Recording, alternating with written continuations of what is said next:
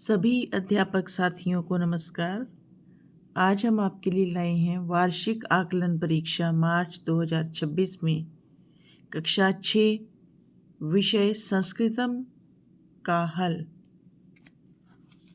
पहला प्रश्न कॉम्प्रिहेंशन का है। गद्यांश पढ़कर प्रश्नों के उत्तर देने हैं। पहले प्रश्न का उत्तर है क। दूसरे प्रश्न का सही विकल्प है ग।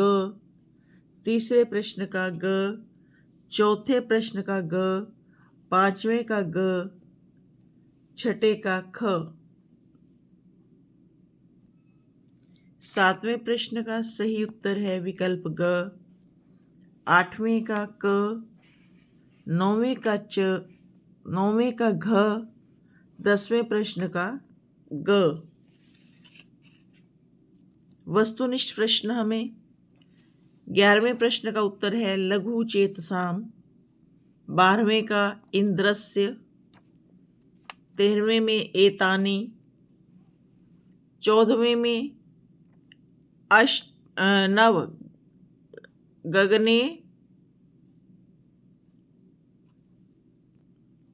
इसमें हमें ग्रहों की संख्या लिखनी है। कः महान चित्रकारः परमेश्वरः। उदाहरणानुसार प्रथम वर्णेन पदम लिखत। अ से अग्नि और अस्त्रम। क से कमलम कक्षा कवि। च से चक्षु और चालकः। छात्र अपनी पसंद से कुछ भी लिख सकते हैं। 17 इसमें अव्यय पहचानना है बहि और उसमें तत्र।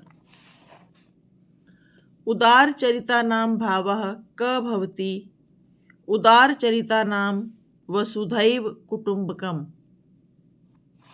वयं विद्यार्थिनः कुत्र यामः समराङ्गणम्। वयं विद्यार्थिनः समराङ्गणं यामः। वृक्षः अस्मभ्यं किं किं यच्छन्ति।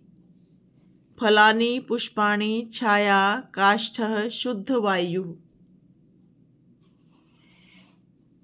21वें में अस्मत् प्रथमा विभक्ति का एक वचन में रूप बनता है अहम। युष्मत् प्रथमा विभक्ति एक वचन में रूप बनता है त्वम। यहाँ छात्र अपने अपने माता पिता और दादाजी का नाम लिखेंगे।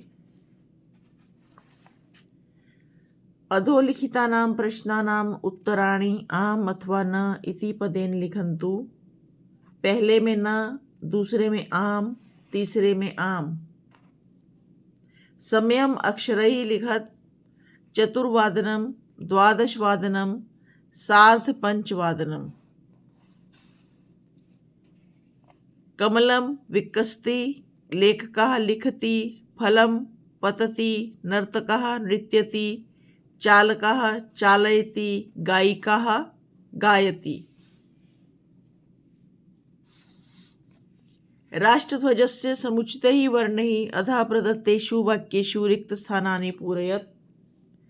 उपरि केसरवर्णः अस्ति, मध्ये श्वेतः वर्णः अस्ति, अधः हरितः वर्णः अस्ति।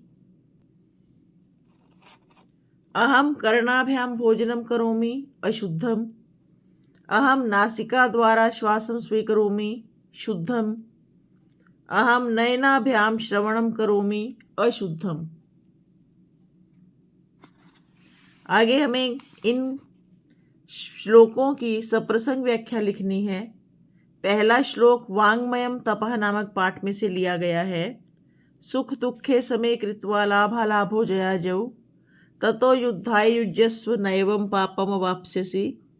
कि युद्ध के मैदान में खड़े अर्जुन को भगवान कृष्ण समझा रहे हैं कि सुख दुख, लाभ हानि और हार जीत को एक समान समझो। युद्ध के लिए तैयार हो जाओ। अगर तुम ऐसा सोचोगे कि ये सुख दुख, लाभ हानि और हार जीत एक समान है तो इससे तुम्हें पाप नहीं लगेगा। ये पहेलियां हैं कि जो जानता है वह पंडित है। भोजन के अंत में क्या पीना चाहिए जयंत किसका पुत्र है? विष्णुपद किन्हें कहा गया है? विष्णुपद कैसा कहा गया है? कथम माने कैसे। तो ये जो अंतिम चरण है इसमें इन पहेलियों का उत्तर है। भोजनान्ते च किम पेयम तक्रः, छाछ पीनी चाहिए भोजन के अंत में। जयंतः कस्य वै सुतः, जयंत किसका पुत्र है? शक्रस्य, इंद्र का। कथम विष्णुपदम प्रोक्तम, विष्णुपद कैसा कहा गया है? दुर्लभ। ये ऊपर वाला वार्तालाप त्वम आपणम गच्छ पाठ से लिया गया है। एक माँ और उसके पुत्र राकेश के बीच में बात हो रही है। माँ पूछती है, राकेश कहाँ हो? यहाँ आओ। हाँ माँ जी, क्या काम करवाना है? आज तुम्हारे पिता कार्यालय से देर से आएंगे, तुम बाजार जाकर सामान ले आओ।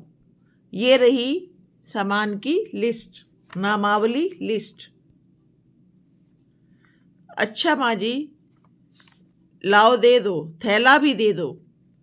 और नामों की लिस्ट मैंने ले ली है, सामानों की लिस्ट मैंने ले ली है। अगला गद्यांश कुरुक्षेत्र में से है कि कुरुक्षेत्र हरियाणा प्रदेश का प्रमुख ऐतिहासिक धार्मिक स्थान है। पहले यहाँ राजा कुरु हल चलाया करते थे, इसलिए इस जगह को कुरुक्षेत्र कहा जाने लगा। इसी स्थान पर कौरवों और पांडवों के बीच भीषण युद्ध हुआ। युद्ध से पहले यहाँ भगवान कृष्ण ने अर्जुन का मोह हटाने के लिए उपदेश दिया। इस उपदेश को श्री भगवत गीता नाम से जाना जाता है। इस प्रश्न में उदाहरण के अनुसार कुत्र का प्रयोग करना है। अत्र और तत्र को हटाइए और कुत्र लगा दीजिए। इससे ये वाक्य प्रश्नवाचक वाक्य बन जाएंगे। वृक्षः कुत्र अस्ति, देवालयः कुत्र अस्ति, वायु कुत्र अस्ति, बालकः कुत्र लिखन्ति, कुत्र तिष्ठन्ति, माता कुत्र अस्ति। तो ये वीडियो यहाँ खत्म होता है। ऐसे ही और वीडियोस हम आपके लिए लाते रहेंगे। धन्यवाद।